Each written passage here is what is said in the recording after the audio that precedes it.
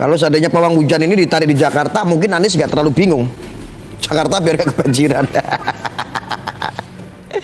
Aku tuh heran, aku jauh-jauh hari itu udah monitor. Ini pasti gara-gara ada sirkuit ini banyak sekali orang-orang yang bakal mendoakan bahwa sirkuit ini harus gagal. Bila perlu, mereka kadang itu pasti akan berpesta pora ketika sirkuit itu dikasih hujan, acara itu gagal, ketika diteruskan hujan terus, ada yang balap tabrakan pada mati. Ini akan menjadi pesta pora para kadrun-kadrun, saudara. Dan sekarang Indonesia sukses. Saya ingin menyampaikan selamat untuk Indonesia karena Dukun sudah menang. Dukun sekarang sudah menang, ya Allah. Terima kasih ya Allah sudah memenangkan Dukun. Sekali-kali Dukun harus dikasih menang, ya. Dukun harus dikasih menang, ya. Mereka adalah ulama-ulama gadungan. Kalau itu dukunnya dukun asli. Habis kesel saya ngomong begitu. Kenapa? Saya kesel. Mereka ulama-ulama gadungan ini suka mempelintir sesuatu hal-hal yang konyol. Sedangkan dukun ini di framing ini seolah-olah dukun ini dukun cabul gitu. Oh, banyak, nggak cuma dukun cabul kok. Ada malah oknum itu yang pakai udeng-udeng juga nyabuli. Ada yang seperti itu, saudara. Ada yang muda-muda kayak begitu ada. Ada kok yang suka apa? Yang ngaku-ngaku seorang zuriat atau apa begitu. Ada juga yang suka begini-begini itu cacatan yang. Ada yang seperti itu, ada. Jadi nggak cuma dukun saja, nggak cuma dukun cabul atau dukun santet, banyak sekali.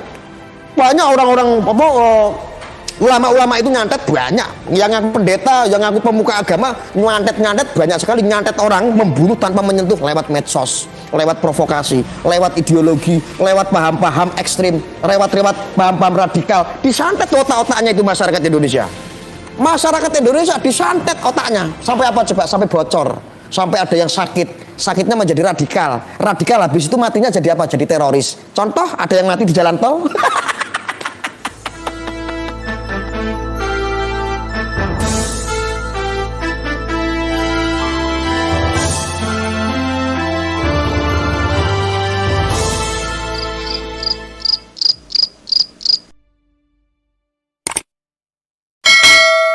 Ada yang seperti itu.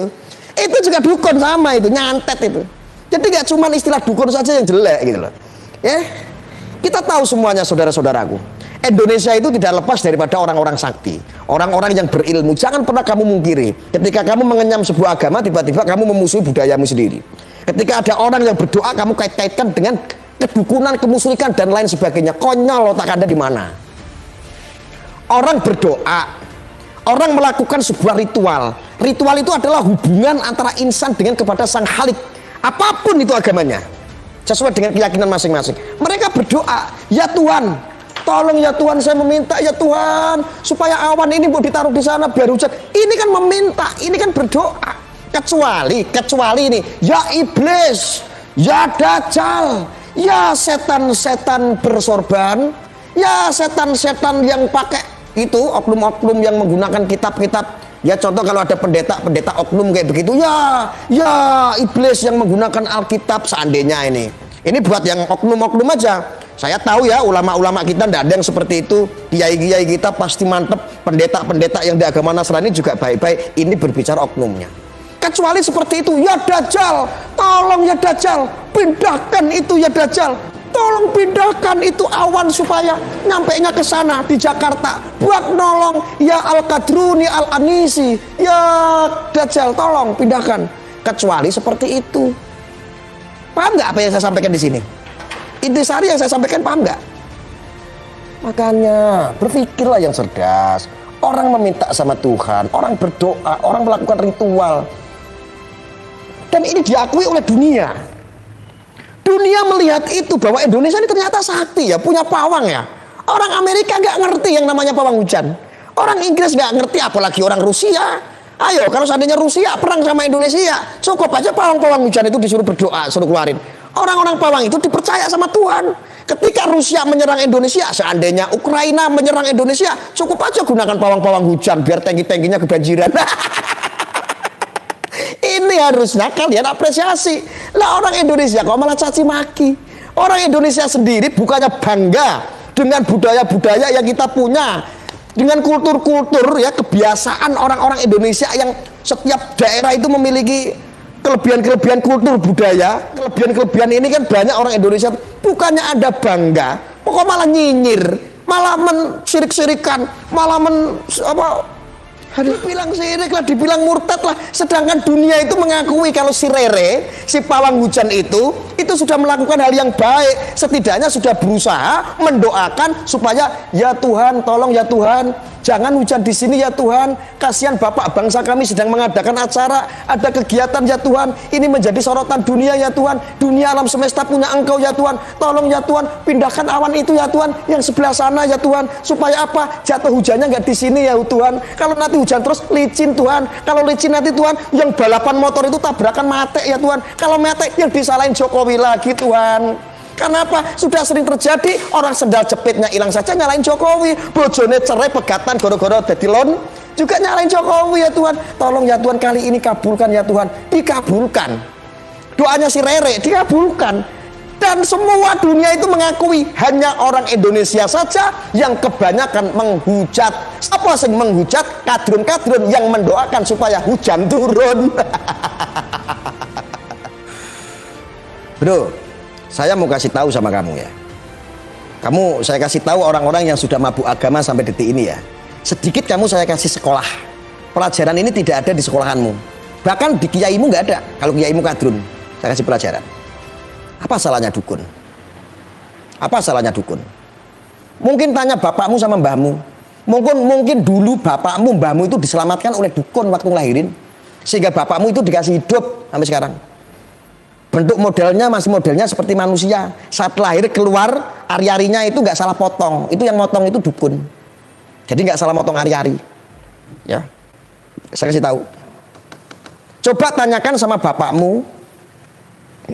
Kalau seandainya Rere, si pawang hujan ini dikaitkan dengan dukun, dukun itu adalah musyrik. Dokter pun juga musyrik kalau kamu ngomong seperti itu. Dokter musyrik. Di zaman Rasulullah tidak ada. Syirik semua itu, haram itu. Ya. Makanya saya butuh referensi.